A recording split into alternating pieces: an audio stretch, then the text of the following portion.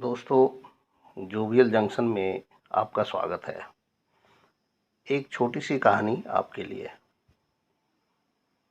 जीवन की सहजता को खोने ना दें। एक बार एक छोटा सा पारिवारिक कार्यक्रम चल रहा था। उसमें बहुत से लोग उपस्थित थे। उस कार्यक्रम में बहुत ही बढ़िया बासमती चावल का पुलाव बन रहा था और सभी का मन पुलाव में लगा हुआ था।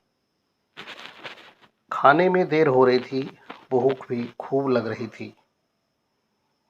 आखिर खाने में जो पुलाव परोसा जाना था, खाना शुरू ही होने वाला था कि रसोइये ने आकर कहा कि पुलाव ज़रा संभल कर खाइएगा, क्योंकि हो सकता है उसमें एक आध कंकड़ रह गया हो और वह किसी के भी मुंह में आ सकता है।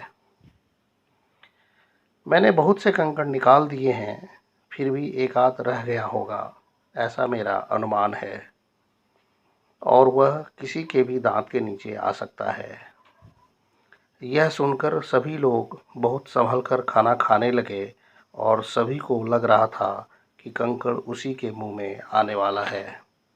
यह सोचकर खाने का सारा मज़ा किरकिरा हो गया और पुलाव खाने की जो प्रबल इच्छा थी वह भी थम सी गई।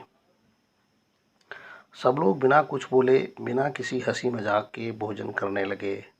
जब सबने खाना खा लिया तब उन्होंने रसोइये को बुलाया और पूछा कि तुमने ऐसा क्यों कहा था, जबकि कंकड़ तो भोजन में था ही नहीं और हम में से किसी के भी मुंह में नहीं आया।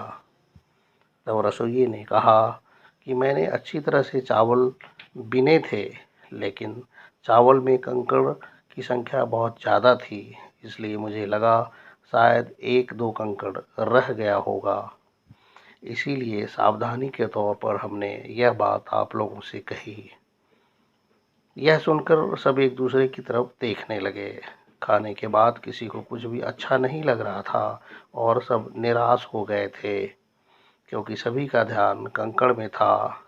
यही परिस्थिति आज हमारी है। एक वायरस को लेकर हम हमारी आज़ादी खो बैठे हैं। हर वस्तु, व्यक्ति, प्राणी पर शंका कर रहे हैं, लांछन लगा रहे हैं, परहेज कर रहे हैं। आज तक तो जो लोग हमारी आवश्यकताओं की पूर्ति कर रहे थे, जैसे दूध वाला, फल वाला, सब्जी वाला, पेपर वाला और कई अन्य व्यापारी, हम इन लोगों पर ही शक कर रहे हैं और हमारा भरोसा मानो उठ सा गया है और हम हमारे आज के सुहाने दिन को जीना छोड़ दिए हैं। शारीरिक रूप से भी थकान महसूस कर रहे हैं, जबकि बाहर जाना बिल्कुल बंद हो गया है। यह सब कुछ हद तक हमारी सोच पर भी निर्भर करता है। इसलिए इससे बाहर निकलना है तो वायरस को नहीं, अपने आप को मजबूत करिए, अपने विचारों को सकारात्मक दिशा दीजिए।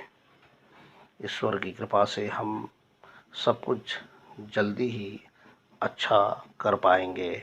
इसलिए अपने आप को मजबूत बनाइए। खाना खाते समय खाने को पूरी रुचि के साथ स्वाद लेकर के खाइए, फिर देखिए हमारी ज़िंदगी कितनी बेहतर हो जाएगी। इसलिए आपका सारा ध्यान भोजन पे होना चाहिए, ना कि उस एक छोटे से कंकड़ पर। धन्यवाद। उम्मीद करता हूँ यह कहानी आपको पसंद आई होगी।